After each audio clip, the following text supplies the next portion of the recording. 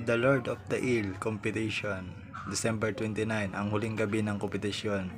Tayo po ang isa sa dalawang kalahok dito sa Marinduque. Hindi man po tayo nakakuha ng mataas na pwesto. Lalaban po tayo hanggang sa huling gabi. At hindi mawawala ng pag-asa. Sana makuha pa rin natin ang mataas na pwesto. Yan. Sana sortin tayo. Congratulations po sa mga nangunguna mula sa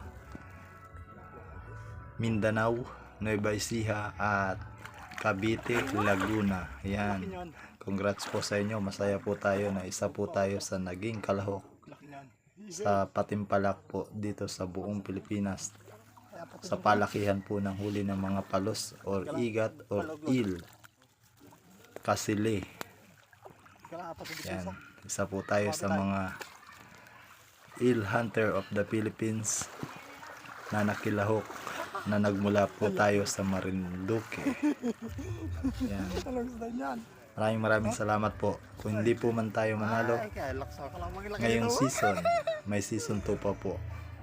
Doon po tayo babawi. Yan.